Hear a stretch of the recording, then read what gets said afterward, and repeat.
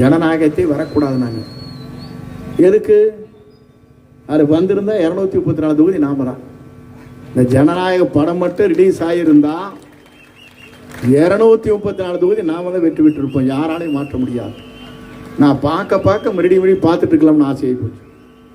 அவர் எடுத்து வைக்கிற ஒவ்வொரு கருத்துக்களும் இந்த அடித்தட்டில் இருக்கிற மகளிர், அடித்தட்டிலே இருக்கிற ஏழைகள், அடித்தட்டிலே கல்வி கற்றுவிட்டு வேலை இல்லாதவர் இருக்கின்றவர்களாம் எப்படி தன்னுடைய வாழ்க்கையிலே உருவாக்க விட்டு சிந்தனை ஓட்டத்தோடு ஜனநாயகத்தை உருவாக்கினார். இன்றைக்கு ஜனநாயகத்தை காப்பதற்காக ஒரு தலைவர், ஜனநாயக படம் வரவில்லை என்றாலும் ஜனநாயகத்தை காக்கிற தலைவராக நம்முடைய தமிழக வெற்றி கழகத்துடைய தலைவர் தளபதி ஜோசப் விஜய் அவர்கள் இன்றைக்கு வந்திருக்கிறார். அதெல்லாம் ஏன் சொல்றேன்னா, சொல்லுவாங்க தலைவர் அந்த மக்கள் எதில் பேசினார் மலைக்கல்ல, இன்னும் எத்தனை காலம் தான் ஏமாற்றுவார் இந்த நாட்டிலே, சொந்த நாட்டிலே, நம் நாட்டிலே சத்தியம் தவறாது உத்தமர் போலவே நடிக்கிறார், பல சமயங்களில் கொள்ளை அடிக்கிறார். உண்டலி இது அன்னைக்கே பாடிட்டு போயிட்டாரு வீடுக்காக. இதுதான் வேடிக்கை. இது அப்பா ஒரு படம் தயாரிச்சார், காகித ஓடம் கடலொளி மீது மூவரும் போவோன்ட்டார், முடிஞ்சு போச்சு. இது அவர் பாட்டு. பாட்டுகளை பாருங்க எப்படி எப்படி இருக்குன்னு. நான் எதற்காக அதை சொல்லுகிறேன் சொன்னால், நாட்டுடைய நிலைகளை நீங்கள் தெரிந்து கொண்டு நடக்க வேண்டும்.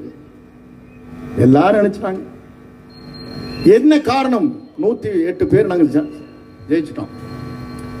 ஆள் என்னங்கிறாரு 118 பேரோட வாங்குறாரு. நாங்களாம் போய் அங்கே ஆளுநர்கிட்ட பேசுற போது 118 கொண்டு வந்தால் உங்களை ஆட்சி. பாண்டிச்சேரியில் படுத்து எந்திரிச்சு நின்றுட்டானையா? எந்திரிச்சு நின்றதில்லை, நம்முடைய தலைவர் முதலமைச்சர். ஆஹா, 47 பேரை வச்சுட்டு முதலமைச்சர் சொன்னா, ஐயா 108 பேரை வச்சு நாங்கள் விட்டுருமா? 10 பேரை கொண்டு வந்தா கதையை முடிச்சிட்டோம்.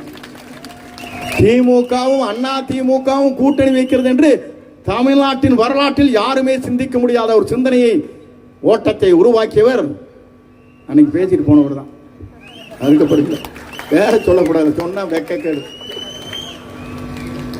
அந்த கட்சியிலுக்கே சொல்லிட்டாங்க, அண்ணா திமுக நாளொரு மேனியும் பொருதலவனமாக பூஜ்ஜியமாகி கொண்டிருக்கிறது. நான் சொல்ல பின்னால் இருக்கிற எம்எல்ஏ சொல்லிட்டாரு, அது பேரை சொல்லக்கூடாது. சொன்னா அப்புறம் நாளைக்கு அவர் எனக்கு சண்டைக்கு வருவார். எனக்கு நண்பர். இவங்க நினைச்சிட்டு இருக்காங்க எல்லாரும் சேர்ந்துருவான் 6 மாசம் தான் இந்த கட்சி இருக்குங்கிறான். நான் கேட்கிறேன், 6 மாசம் இல்லையப்பா, அவர் உயிருள்ளவரை அவர் தான் தமிழ்நாட்டின் நிரந்தர முதலமைச்சரை யாராலும் மாற்றி காட்ட முடியாது. கூட இருக்கிற